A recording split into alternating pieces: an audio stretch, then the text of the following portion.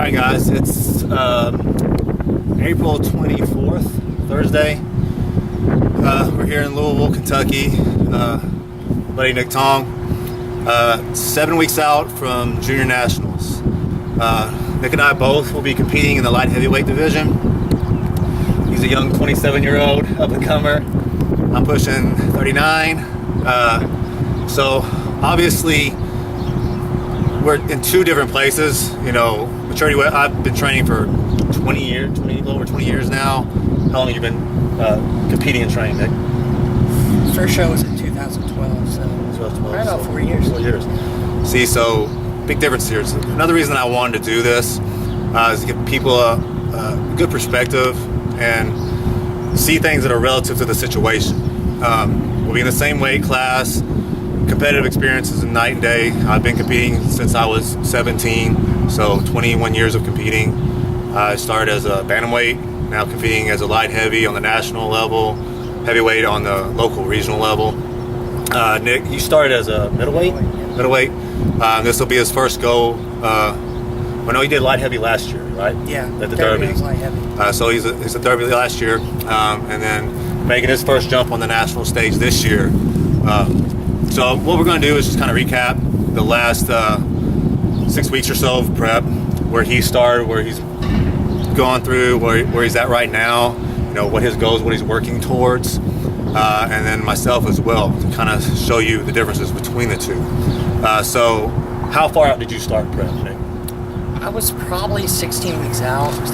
16 or 17, but honestly the first 2 weeks or so just consisted of cutting out cheat meals, you know, making my diet more micronutrient dense, home process, and that was just the major change. I mean, calories stayed about the same, and so honestly up until a week and a half ago we hadn't made any huge drops. I mean, we progressively pushed things down, but you know, we were more focused on keeping fullness, you know, because similar to you, you know, I stay pretty lean. Yeah. I could drop pretty fast, so we were just trying to keep fullness, and now we're trying to look at really bringing the conditions. So what was your starting weight at 16 weeks out?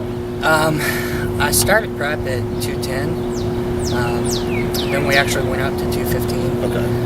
And then I dropped back down to around 207, just cutting out cheat meals and So stuff. that was just basically diet manipulations? Yeah.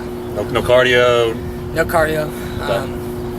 And so, you know, 207, and then honestly I've been holding 207, and we've just been watching pictures, and I'm progressively getting leaner, so. Just trying to keep that fullness. Exactly, away. yeah. Okay. I mean, but now we're kind of switching gears. We're allowing me to go flat, you know, more so than we had been, really trying to just focus on chipping away the body fat. Which is inevitable. I mean, a lot of guys you'll hear talk, they constantly complain about being flat, or it messes with their psyche, and they just don't want to go flat during a prep. That's part of prep.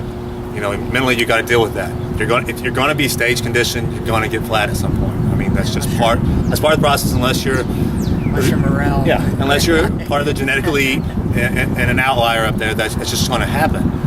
So you just mentally have to be prepared for that. It took me a while to get used to it, because I would freak out. You know, I couldn't hardly get good pumps. When you would pose, it looked stringy. But then as soon as I'd have, you know, a higher carb day or something like that, you look great, then you're right back on track with everything mentally. The main thing for me, my first prep, for me, I think it's not surprised that there's only one layer between flat and fat. Yes. Because, you know, when you're flat, your muscles not pushing out against the skin. So I would push things, you know, I drop calories out cardio, and I go flatness. Yeah. I'm pushing harder, but I'm regressing. You look like you're softer. Exactly. And so I had to mentally be objective, and that's one thing, especially this prep, that I've been very, very good with. Yeah, I Just mean, being objective with myself. and that's a good point he made, is when you're in shape, but if you are truly flat, you're going to have a softer appearance, because the muscles aren't full of glycogen and water. It's not pushing the skin, so things are softer looking. As soon as you refill those glycogen stores, things fill out, you have that tighter, harder look to the muscle, more dense look. So you need to have that eye, and if you don't, have a coach has a good second eye to see that kind of thing. You know, but then there are people who aren't in shape, and then they'll constantly complain, "I'm flat. I was just flat." No, you just weren't lean enough. You were fat. Period. You know, just get your ass in shape. That's all it comes down to. You hear that all the time. after a contest, I was just holding water. No, you were just fat. You were out of shape. It was a peak week that they messed up. It wasn't the 16 weeks before that they did diet, right? It's ridiculous. I mean, come on now. Get a reality check. I mean, people, you're going to suffer to be in stage condition. It's not fun.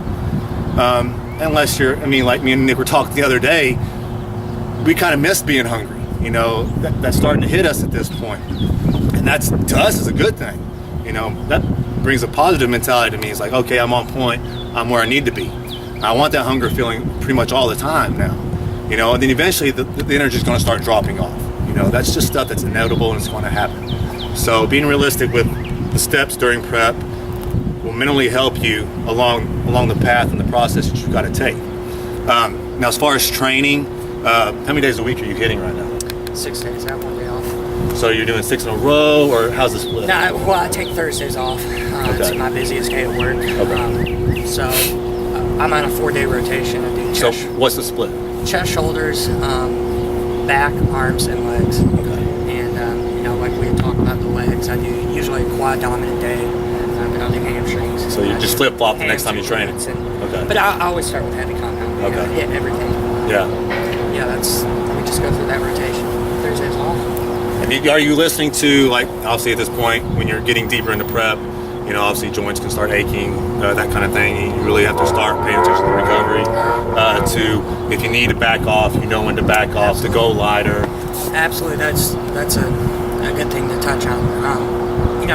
You're really there's never an excuse, to not bring the intensity to the training. Absolutely. But you need to realize that prep is a time that we're maintaining more muscle more so than building. So if there's a day that I come in here and my legs just don't feel good, my knees don't feel good, and I know I'm used to my body when I can push things up and I need to pull back, and I'm okay with pulling back for a session and realizing, okay, I'm not going to risk injury. I'm not going to ruin this whole prep because mentally I want to push. Yeah. Most of the times I'm pushing. Yeah, and it's not that. Like you said, you have to push through the low energy. Yeah, exactly. There's no excuses, but you need to be smart and not ruin your prep because you can't let go of, And you can still, even though you can't, train with 110% all out intensity, doesn't mean you still can't train hard or manipulate the way you train, slow your tempo down, go for crazy pumps, pre-exhaustion. There's all kinds of little things you can throw in there to still get a great workout in. You're just not going to be pressing the loads that you were pressing before because, when I can, I do. Absolutely. But, deeper into prep, you have to really pay attention to recovery and be smart about it. Like myself, as far as my split, I've been dealing with little injuries throughout the off season. So I've had really bad bicep tendonitis. I had to stop training arms for almost 2 months because of tendonitis in the elbows. So what I've had to do is kind of manipulate and not have an arm day like I used to. So my current split is chest and biceps. It's legs, back, shoulders, triceps. And I'm like Nick though, I usually take just 1 day a week off. So I'll do 4 days in a row, take a day off, 4 days in a row. But I will listen to my body. If I train 3 days and something just feels beat up and I just need a day off, I'll take it. Nothing's set in stone at this point. So at this point, we're experienced enough that we know our bodies really well. If we need to take a day off, we'll take it off. But when we want to hit the gas, we'll hit the gas. You need to find that line because, like the dieting thing, too many people use as an excuse to, I don't feel good. I'm not going to train. It's easy cop out. Yeah, exactly. It's an excuse. I'm in prep. I have low energy, so I can't train hard. No, suck it up. Okay. If you want to be good at something or great at something, regardless of placings and all this, obviously there's certain things that you cannot control. But the things you can control is the effort that you put into what you're doing. Okay. I think that's the biggest limiting factor in this. Yeah. It's not the physical. You have people with these crazy genetics and potential that they don't even realize that they have, and they're lazy asses. Come on, that's one thing you can't control is how hard you work, the work ethic that you put into everything. And that's what kills me in this sport. We may not be the genetic elite, but you better be damn sure we're going to train as though we are and do everything we can within our power to be our best on stage that day. It may not be a top placing, whatever it means. We can stay on that stage regardless if we're first or if we're 15th. We can say we left no stone unturned. We did everything that we could possibly do to be our best that day. And we can walk away from the stage and we're happy either way. And then, it's critique. What do we need to do for the next go around? It's just a constant improvement every time you're on stage.